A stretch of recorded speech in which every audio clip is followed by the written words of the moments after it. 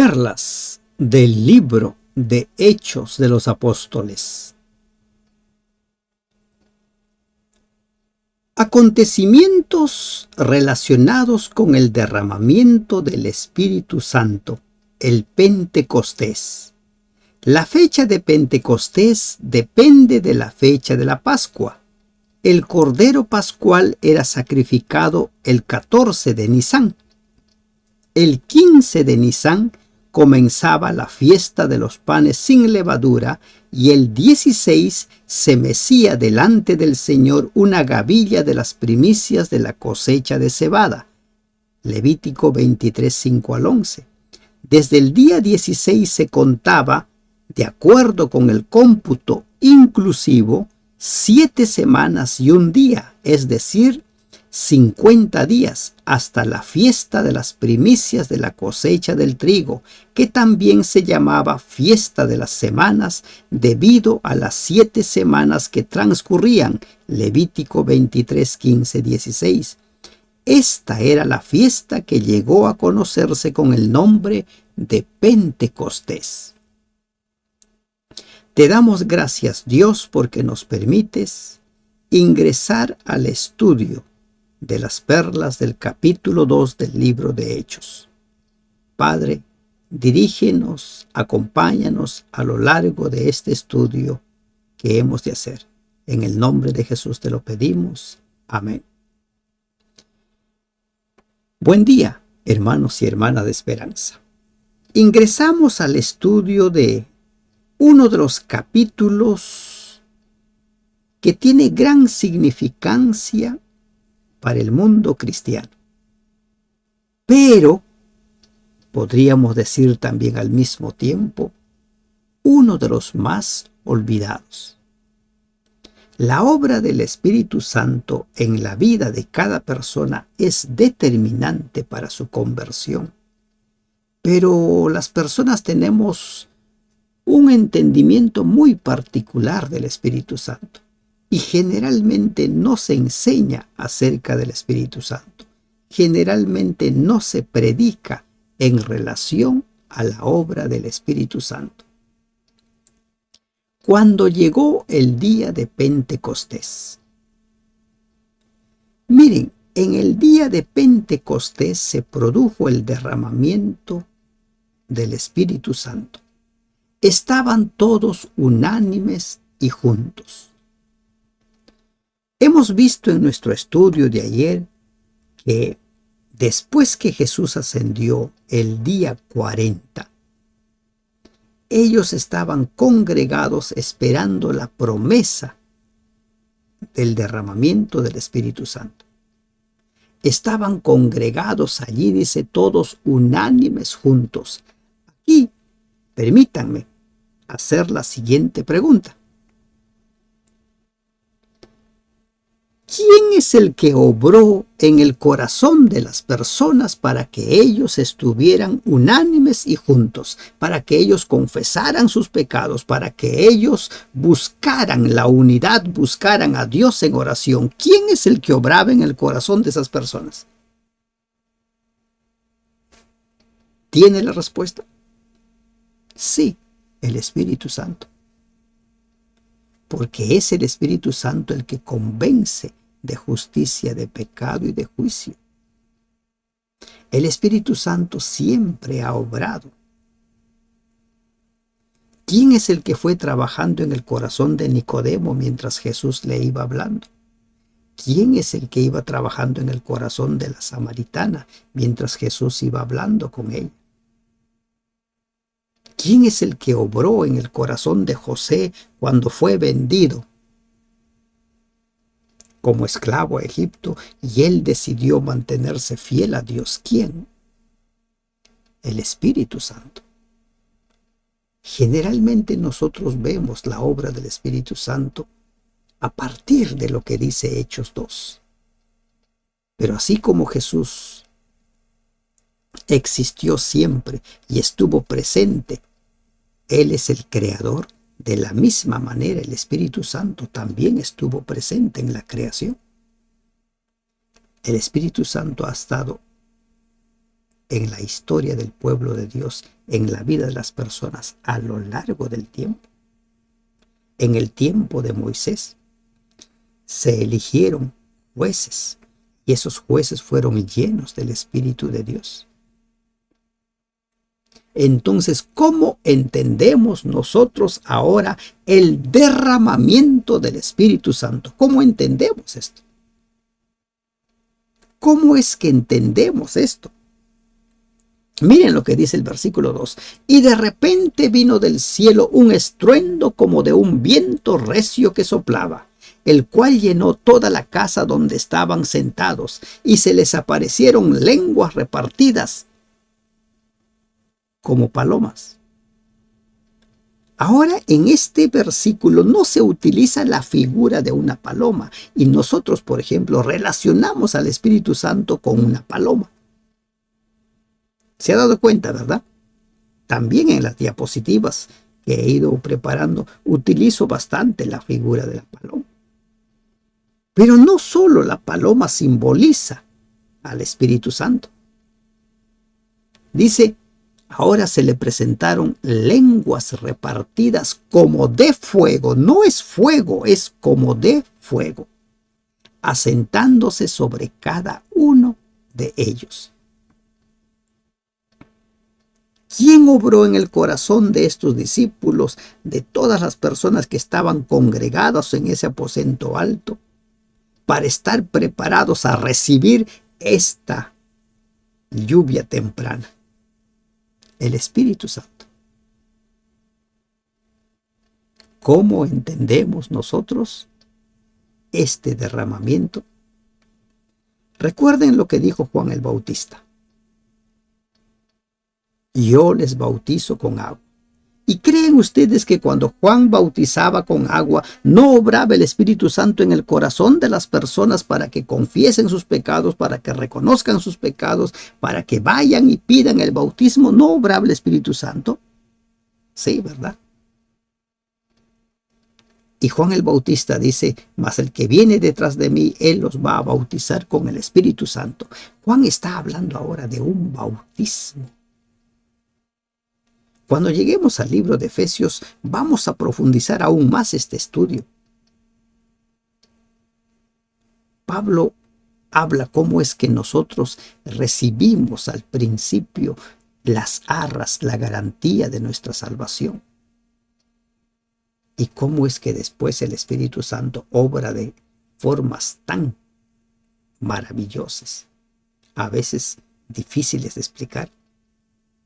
Entonces lo que se está produciendo aquí es el bautismo con el Espíritu Santo a este pueblo, a los discípulos, a los apóstoles, a ese pueblo que empezaría la tarea de anunciar el Evangelio, empezaría la tarea de preparar un pueblo para el encuentro con Cristo. Estaban siendo bautizados y este bautismo es un bautismo que hace que las personas sean transformados, pero para recibir ese bautismo hay que prepararnos. Ellos estaban allí unánimes, juntos, habían arreglado cuentas. Se ha tergiversado en algunas congregaciones esto de recibir el Espíritu Santo. Algunos creen que por gritar, por ahí empezar a saltar, ya recibieron el Espíritu Santo. Veamos cómo obra el Espíritu Santo. ¿Cómo es una persona cuando ha sido bautizado con el Espíritu Santo? En el Pentecostés, los apóstoles recibieron el cumplimiento de la promesa de Jesús, ser bautizados con el Espíritu Santo. Se cumplió el anuncio de Juan el Bautista de que serían bautizados con el Espíritu Santo. Más adelante vamos a ver, cuando ya nos encontremos con la figura del apóstol Pablo, cómo es que él encuentra a un pueblo, a un grupo de creyentes que habían sido bautizados en agua, pero que no habían sido bautizados con el Espíritu Santo. ¿Implicaba que ese grupo no tenía el Espíritu Santo en sus corazones? Piensen en eso. Piensen en ello. La forma como obra el Espíritu Santo. Y fueron todos llenos del Espíritu Santo y comenzaron a hablar en otras lenguas según el Espíritu les daba que hablasen. ¿Qué dice? La manifestación que se da aquí de haber sido bautizados con el Espíritu Santo es que empezaron a hablar en lenguas. Y es la única forma de reconocer al Espíritu Santo en la vida de las personas, hablando lenguas. Según el Espíritu les daba que hablasen. ¿Por qué el Espíritu Santo les da el hablar en lenguas a estas personas? ¿Por qué los apóstoles empiezan a hablar en lenguas? ¿Por qué se manifestó de esta manera? Recuerden, el día del Pentecostés era una de las 3 fiestas nacionales. Y en esas fiestas nacionales, toda la gente, toda la nación se reunía en Jerusalén. Y no solo venían de la propia Judea, venían de diversos pueblos. Moraban entonces en Jerusalén judíos, varones piadosos. Miren lo que dice acá, varones piadosos. Y para ser piadoso, ¿no es obra del Espíritu Santo en el corazón de esas personas? Sí, ¿verdad? Entonces vayamos entendiendo la obra del Espíritu Santo en la conversión, la obra del Espíritu Santo en el ir creciendo y la obra del Espíritu Santo para una gran tarea. Por eso Apocalipsis 18 habla de que la tierra será alumbrada en el tiempo del fin. Cuando ese remanente del tiempo del fin reciba la lluvia tardía, así lo conocemos en términos bíblicos. Pero ese remanente, ¿quién los va preparando? El Espíritu Santo. Diferenciemos. El bautismo del Espíritu Santo es para cumplir una gran obra. No es para simplemente ponernos a saltar. Y lo digo esto porque lamentablemente se ha tergiversado terriblemente la manifestación del Espíritu Santo. Hace mucho tiempo, cuando aún era jovencito, me invitaron a una reunión y en la cual eso de la 1 de la mañana empezaron a saltar hasta casi 3 de la mañana y después a las 3 de la mañana empezaron a dar su testimonio, pero a lo largo de ese tiempo de casi 2 horas balbuceaban cosas que nadie lo entendía, ni ellos mismos entendían, pero según ellos era la obra del Espíritu Santo. ¿Qué dice Hechos? Y hecho este estruendo, se juntó la multitud y estaban confusos. Fue audible la manifestación del Espíritu Santo. No simplemente fue en forma de fuego, sino fue audible. Hubo un sonido muy fuerte como de trueno, porque cada uno les oía hablar en su propia lengua. Miren, ¿cuál era el propósito de que el Espíritu Santo les concediese hablar en lenguas? Cada una de las personas que estaban ahí les entendían. Aquella noche que estuve yo en la supuesta manifestación del Espíritu Santo en esas personas, yo no les entendí nada. Nada. Porque balbuceaban cosas que, según ellos, después cuando dan su testimonio, dicen: el Espíritu Santo ha venido sobre mí.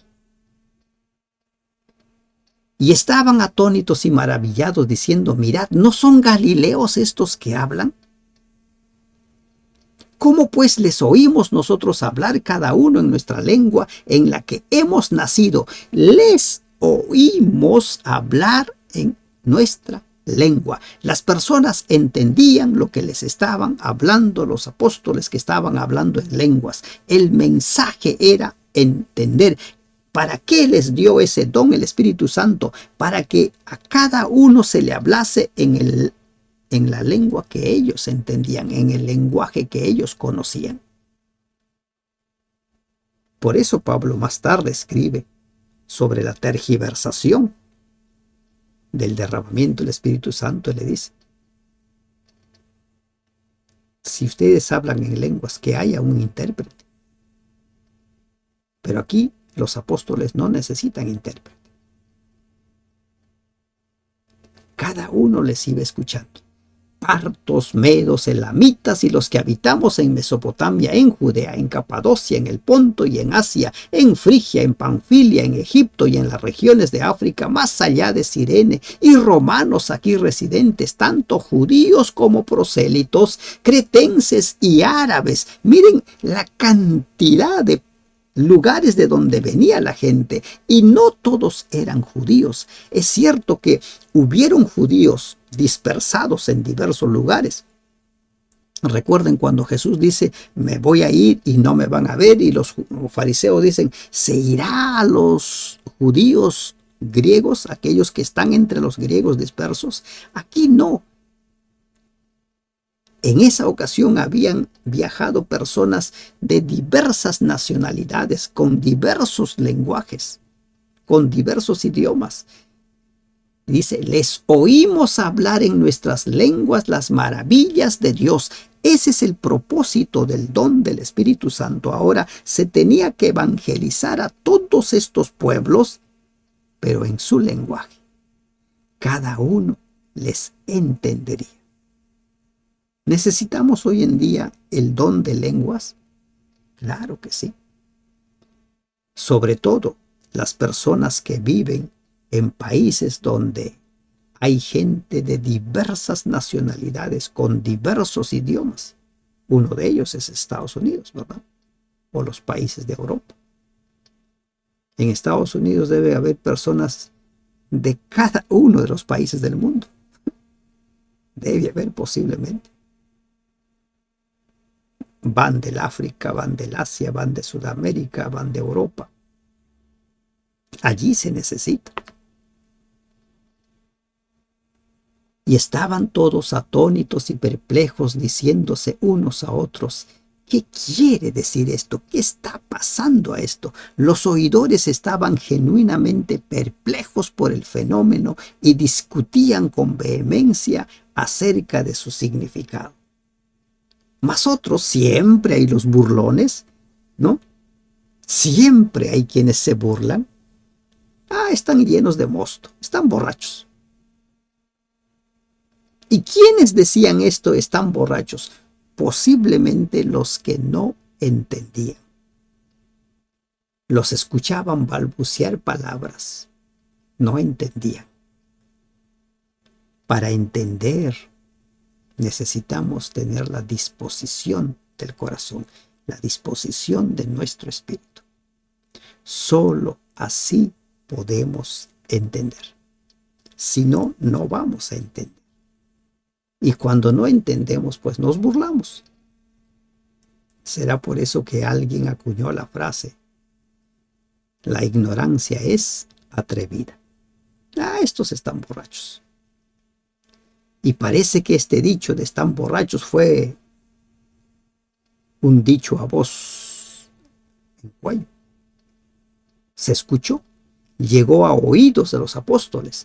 Entonces Pedro, poniéndose en pie con los 11, ¿no? Ya eran 12, recuerden, ya ha sido elegido el sucesor de Judas, alzó la voz y les habló diciendo: varones judíos y todos los que habitáis en Jerusalén, esto os sea notorio y oíd mis palabras.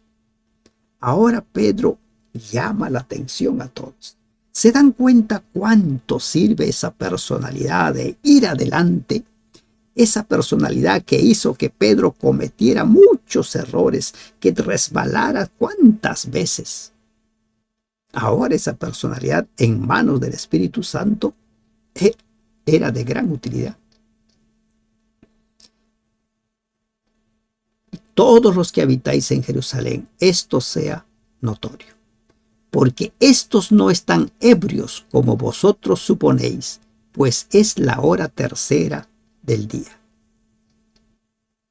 Recién son las 9 de la mañana, no están borrachos.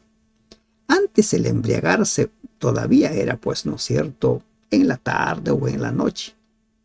Lamentablemente en nuestros tiempos hay personas que amanecen ebrios, beben desde muy temprano, pero en ese tiempo esa era la costumbre. Entonces le dicen, no, miren, es temprano, no están ebrios. No están ebrios. Mas esto es lo dicho por el profeta Joel.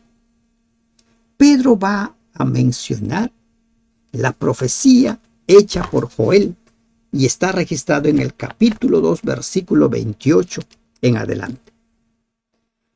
Y en los postreros días, dice Dios, si usted busca el libro de Joel en el capítulo 2, versículo 28, no tiene la palabra en los postreros días.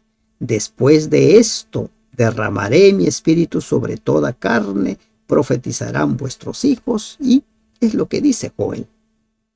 Pero Pedro, guiado por el Espíritu Santo, añade esa palabra en los postreros días.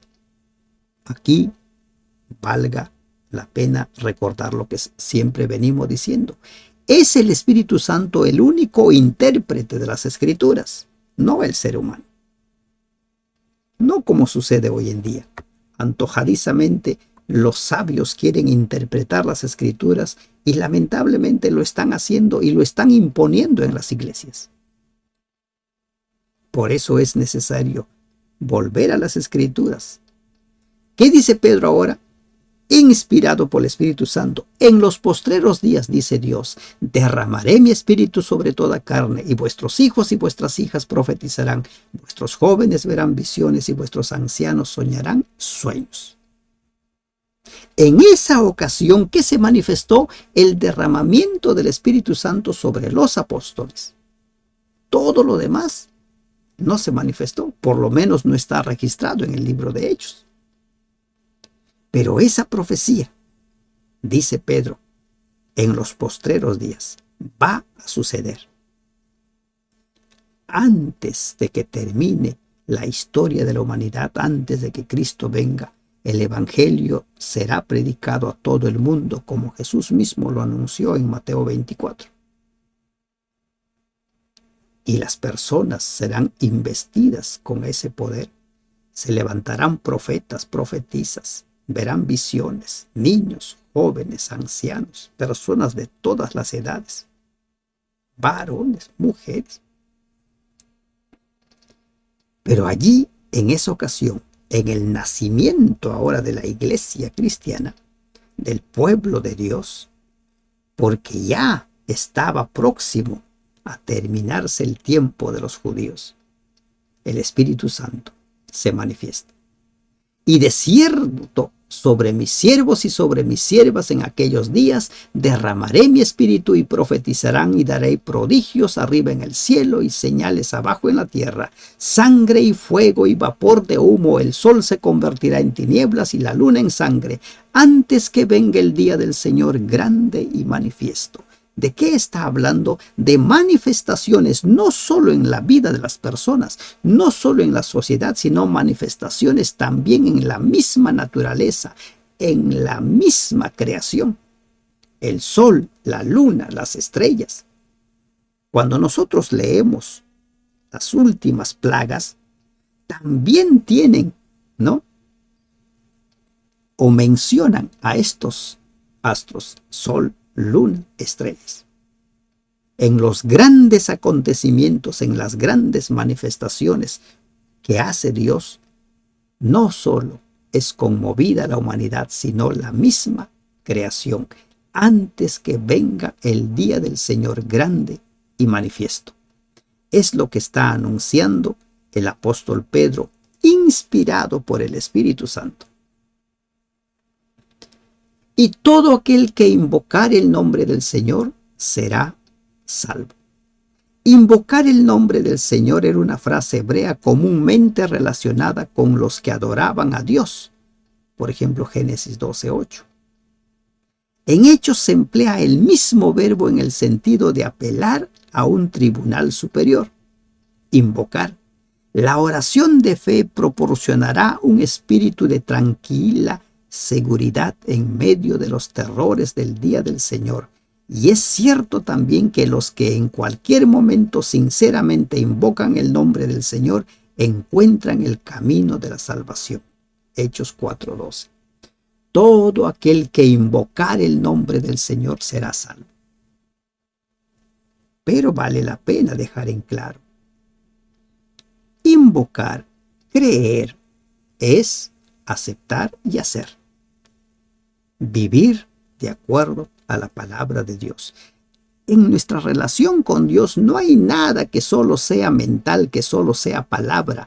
Todo se traduce en hechos. Todo se traduce, como hemos visto en el estudio este día de la lección de escuela sabática cuando tocamos Ezequiel. Se nos habla de un corazón de carne en lugar de un corazón de piedra. Conversión, transformación. El invocar el nombre de Dios es pedirle que nos transforme. Por eso es que todo aquel que invocar el nombre del Señor será salvo. Continúa Pedro con su discurso: varones israelitas, oíd estas palabras. No todos eran israelitas, recuerdan, había de diversos pueblos con lenguaje particular de cada uno. Jesús Nazareno, varón aprobado por Dios entre vosotros con las maravillas y prodigios, señales que Dios hizo entre vosotros por medio de él, como vosotros mismos le habéis visto. Ahora Pedro hace lo que se tiene que hacer siempre cuando nosotros presentamos un mensaje: presentar a Cristo. Si tú predicas, si tú enseñas y no presentas a Cristo, ese mensaje no está completo. O ese mensaje no es de utilidad. Siempre tienes que presentar a Cristo, el que murió. Siempre. Varones, ¿no? Israelitas. Jesús, que se ha manifestado entre ustedes con diversas maravillas. Dice, aprobado por Dios entre vosotros con las maravillas y prodigios y señales. ¿Qué dice? Dios mostró su aprobación permitiendo que él hiciera todas esas maravillas. A este, dice, a Jesús, entregado por el determinado consejo y anticipado conocimiento de Dios. ¿Qué está diciendo? En pocas palabras, determinado según el plan de salvación, prendisteis y matasteis por manos de inicuos crucificándolo. Pedro había desarrollado de tal modo su percepción espiritual que ahora podía comprender cómo Dios estaba cumpliendo su propósito en armonía con su presciencia en los trágicos acontecimientos relacionados con la muerte de Cristo. Más adelante, Pedro escribe en su carta, en su segunda carta dice, ya destinado desde antes de la fundación del mundo. Aquel que no podía entender aquello de que voy a morir y al tercer día resucitar, entendió plenamente. El Espíritu Santo en la vida de las personas hace grandes maravillas. Nos da sabiduría, nos da entendimiento, nos da discernimiento. Y ahora Pedro está hablando del plan de salvación. Ahora Pedro está hablando acerca de que Jesús murió según un propósito, según un plan. Morir en nuestro lugar para limpiarnos de nuestros pecados. ¿A quién ustedes prendisteis? Ustedes lo han matado. Por medio de manos inicuas, al cual Dios levantó suelto de los dolores de la muerte, por cuanto era imposible que fuese retenido en ella. ¿De qué está hablando ahora? De la resurrección. Ahora Pedro le dice, él murió y ha resucitado. Pedro y los demás ya habían entendido qué es lo que Jesús les había querido decir. Recuerden que Jesús en el monte de la transfiguración le dice a 3 de ellos, entre los cuales estaba Pedro, no cuenten a nadie esto, después van a contar, cuando yo resucite. Al cual Dios resucitó, por cuanto fuese imposible, era imposible posible que quede retenido en la muerte. Porque David dice de él: veía al Señor siempre delante de mí, porque está a mi diestra, no seré conmovido, por lo cual mi corazón se alegró y se gozó mi lengua. Ahora aplica una profecía escrita por David, inspirado por el Espíritu Santo. Y aún mi carne descansará en paz de su muerte, porque no dejarás mi alma en el Hades. Porque no dejarás mi alma en el Hades. ¿Y qué significa ahora esto de alma en el Hades? Cuando estas palabras son encontradas por algunas personas que creen en que el alma es inmortal, ¿no? Dicen, aquí está otra evidencia de que el alma existe. Recuerden, no somos un alma, no tenemos un alma, somos un alma. Eso ya ha quedado claro, ¿verdad? A lo largo de nuestro estudio. No tenemos un alma, somos un alma. En el versículo 26, miren, leamos según otra versión, ¿de acuerdo? Por ejemplo, la Nueva Traducción Viviente. Dice: pues tú no dejarás mi alma entre los muertos, ni permitirás que tu santo se pudra en la tumba. ¿A qué se está refiriendo con alma? ¿De qué está hablando con alma? Recuerden que alma es el ser, es la vida. No me vas a dejar muerto. No vas a dejar que esté yo muerto. ¿Ya? Es eso lo que está hablando la palabra de Dios. No vas a dejar. En la Nueva Versión Internacional lo dice más claro: no dejarás que mi vida termine en el sepulcro. No permitirás que tu santo sufra corrupción, o sea, que su cuerpo se descomponga, como estaba sucediendo con el cuerpo de Lázaro.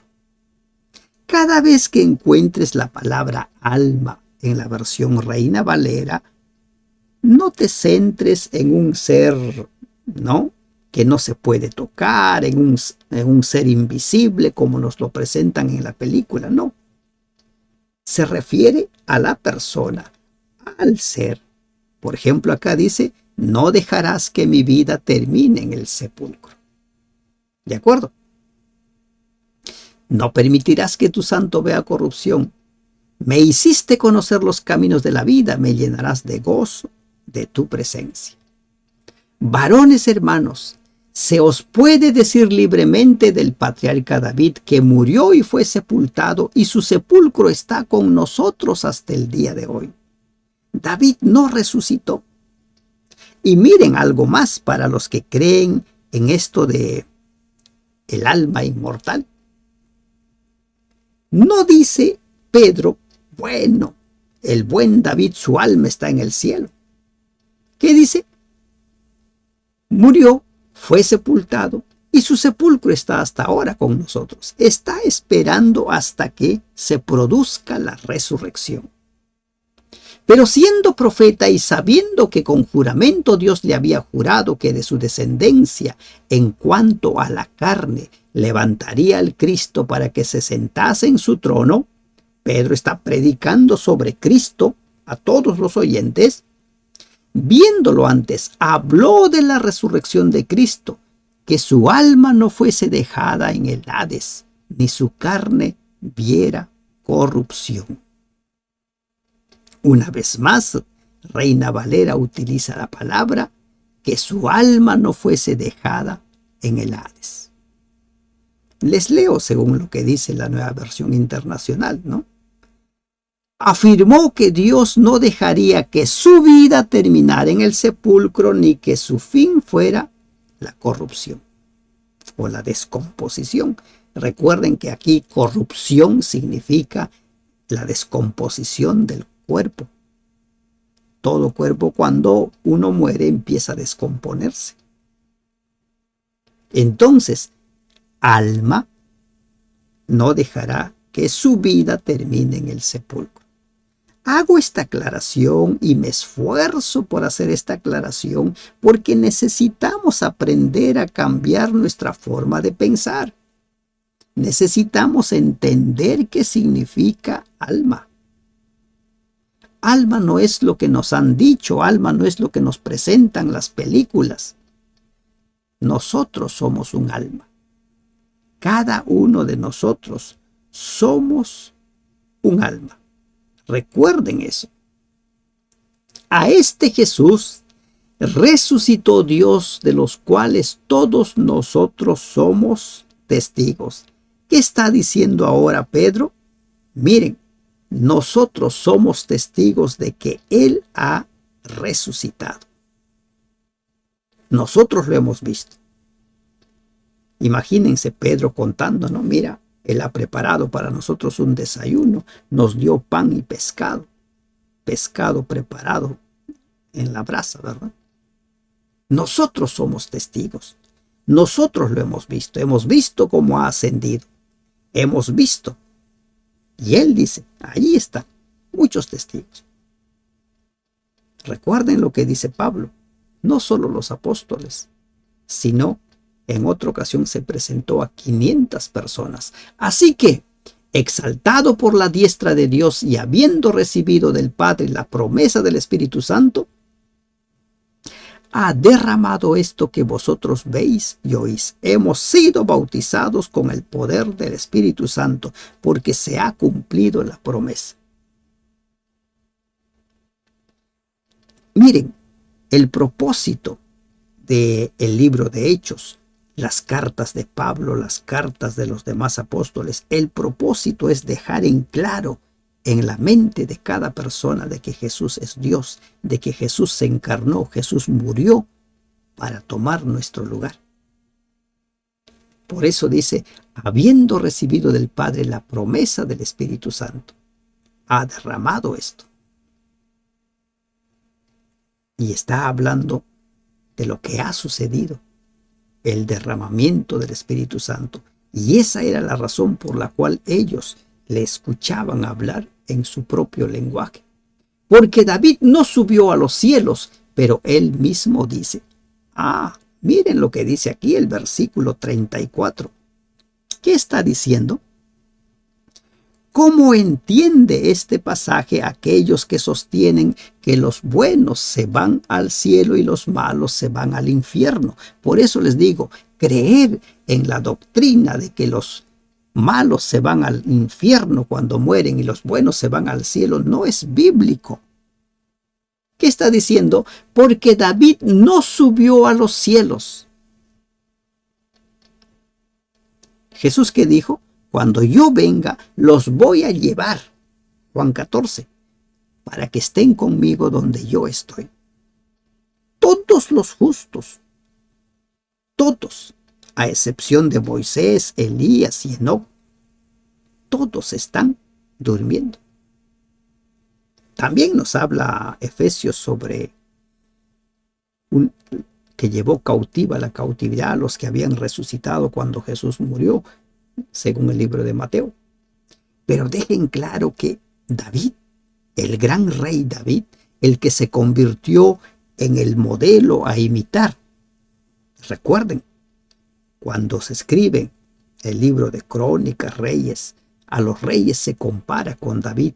Y Dios dice de David, un hombre según mi corazón. Él no subió al cielo. Es lo que dice Pedro. Pedro está hablando inspirado por el Espíritu Santo. Allí estaba en el sepulcro. Dijo el Señor a mi Señor, siéntate a mi diestra hasta que ponga a tus enemigos por estrado de tus pies. Dijo el Señor a mi Señor. Es la misma profecía que Jesús refirió a los fariseos para demostrarles que él no era hijo de David. El término hijo de David se había acuñado porque la gente empezó a interpretar que de su descendencia vendría uno para sentarse en el trono. hasta que ponga a tus enemigos por estrado de tus pies. Cristo está siendo presentado, Cristo está siendo predicado. Sepa pues ciertísimamente toda la casa de Israel, que a este Jesús a quien vosotros crucificasteis, Dios le ha hecho Señor y Cristo. Cuando Jesús tomó nuestra naturaleza, dice Filipenses, que se humilló hasta lo sumo, y después de haber terminado su misión, fue glorificado. Padre, glorifícame con aquella gloria que tuve antes que el mundo fuese. Recuerden Juan 17. Y es lo que está diciendo Pedro. A este Jesús a quien vosotros crucificasteis, el que ha resucitado, Dios le ha hecho Señor y Cristo. Se está invitando a la gente a aceptar a Cristo. Y las multitudes presentes fueron conmovidos. Y surge la pregunta, al oír esto se compungieron de corazón y dijeron a Pedro y a los otros apóstoles: varones hermanos, ¿qué haremos? Cuando tú escuchas un mensaje del Señor, cuando se te presenta al Señor, solo tienes que tomar una decisión: negar o rechazar o aceptar. Cuando te encuentras con Cristo, solo tienes dos opciones: o lo aceptas o lo rechazas. Y ahora estos hombres, al verse frente a esta gran verdad, Él es el Cristo, al que mataron, Él es el Cristo, preguntan: ¿qué haremos? ¿Qué hacemos ahora? Pedro les dice: arrepiéntanse y bautícese cada uno de vosotros en el nombre de Jesucristo para perdón de los pecados y recibiréis el don del Espíritu Santo. Miren el proceso que da Pedro. Arrepentíos. ¿Y qué es el arrepentimiento? Reconocer, confesar nuestros pecados y pedir que el Espíritu Santo produzca un cambio dentro de nosotros, nos dé un nuevo corazón. Arrepiéntanse. Después de arrepentidos, bautícense. Miren el proceso. Quienes damos estudios bíblicos debiéramos cerciorarnos de seguir este proceso. Invitar a la persona a darse cuenta de su necesidad de arrepentimiento. Invitar a la persona a darse cuenta de su necesidad de invitar que Dios produzca en su vida un cambio, una transformación. Pedir el bautismo. El bautismo es la puerta de entrada. Solo los que ya por alguna razón no pueden bautizarse, no pueden ser sumergidos en el agua, pueden dejar de hacerlo, como el ladrón en la cruz, por ejemplo. Pero para el resto el bautismo es un requisito sí o sí. Y ahora dice: cuando ustedes se arrepienten y se bautizan, van a recibir el perdón de sus pecados y van a recibir el don del Espíritu Santo. El don del Espíritu Santo. No perdamos de vista lo que hemos dicho hace un momento. Para que la persona se arrepienta, ¿quién obra en el corazón? El Espíritu Santo. Para que la persona pida el bautismo, ¿quién obra? El Espíritu Santo. Entonces, ¿cómo entendemos que recibiréis el don del Espíritu Santo? Van a ser bautizados con el Espíritu Santo. Y cuando somos bautizados con el Espíritu Santo, haremos cosas grandes, cosas realmente sorprendentes. ¿Ya se dieron cuenta de la diferencia del Espíritu Santo obrando en la vida de las personas para convencerlos de pecado, para invitarles al arrepentimiento, y el bautismo del Espíritu Santo? Porque para vosotros es la promesa, y para vuestros hijos y para todos los que están lejos, para cuantos el Señor nuestro Dios llamare. ¿Para quiénes es la promesa? Para todos. Todo aquel que en él cree puede ser salvo. Todos. No queda ninguno al margen. Ninguno ha sido excluido. Todos, aún los que crucificaron al Señor. Miren, ¿a quién está diciendo? Ustedes lo crucificaron. Ellos no fueron los que dieron el golpe a los clavos. Ellos no fueron los que laceraron a Jesús. Pero dice, ustedes. Con seguridad que allí estaban los que gritaron, crucifícale, crucifícale. Ahora dice, para ustedes es este mensaje.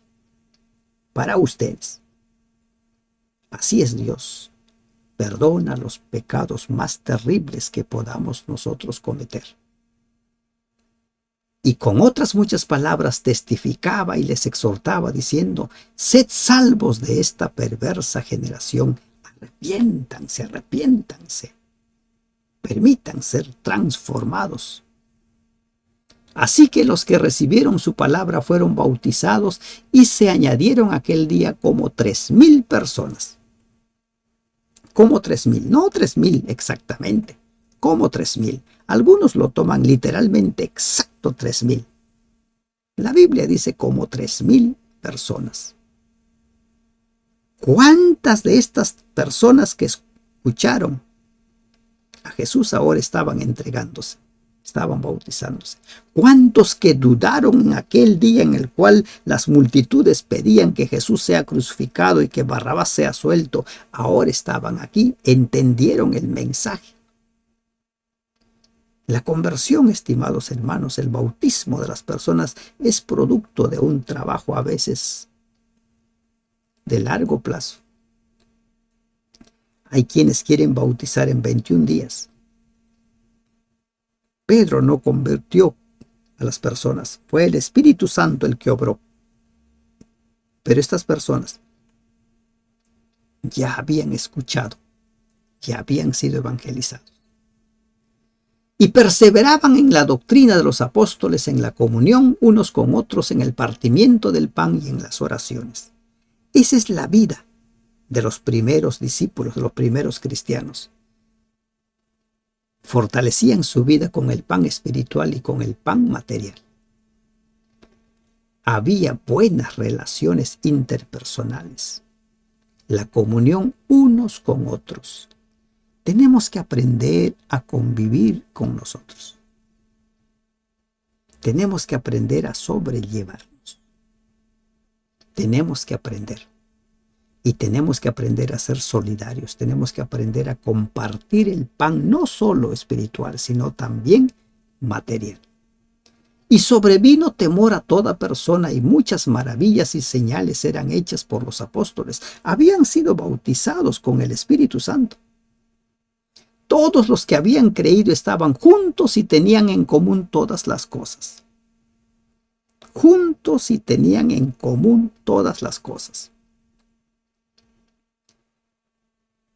Los socialistas han querido tomar este pasaje para hablar acerca de igualdad, de cosas en común, pero no tiene nada que ver lo que dice Hechos 44, 45 con lo que pretenden hacer y nunca lo han hecho los socialistas. Es una tergiversación.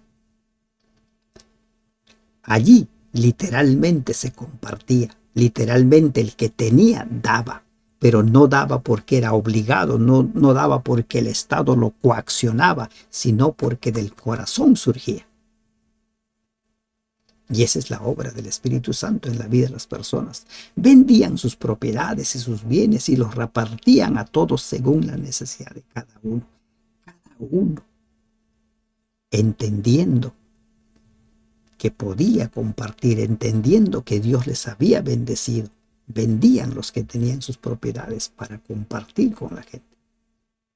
A nadie se le obligó, a nadie se le pidió que haga semejante cosa. Y perseverando unánimes cada día en el templo y partiendo el pan en las casas, comían juntos con alegría y sencillez de corazón. ¿Cómo es tu iglesia? ¿Cómo se llevan entre miembros de iglesia? Hace mucho tiempo atrás la iglesia ha sido organizada en grupos pequeños. Ahora los grupos pequeños se han convertido en pequeñas sociedades, pequeñas iglesias dentro de la iglesia.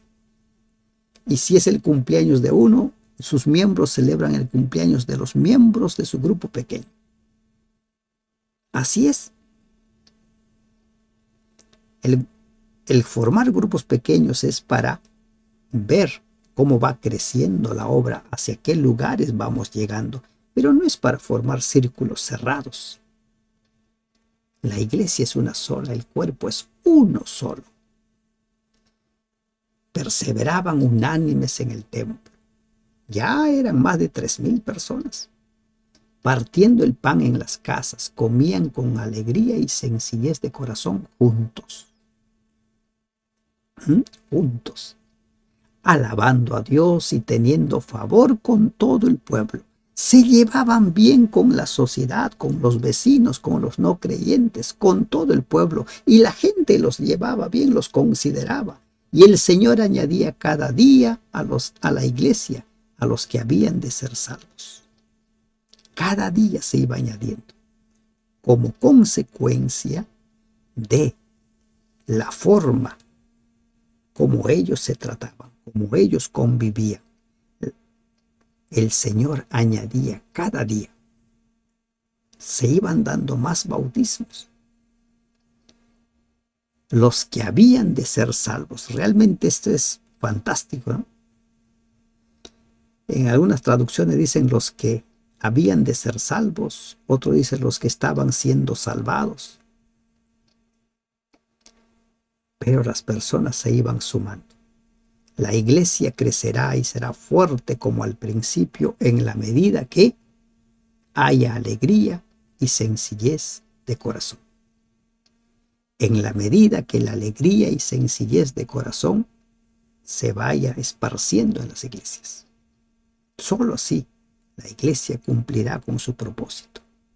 Permite, suplica, ruega ser bautizado con el poder del Espíritu Santo, para que tú también formes parte de ese ejército que con alegría y sencillez de corazón cumplas la misión de preparar el camino para la segunda venida de Cristo, y que el Señor añada cada día a los que han de ser salvos. Que Dios te bendiga.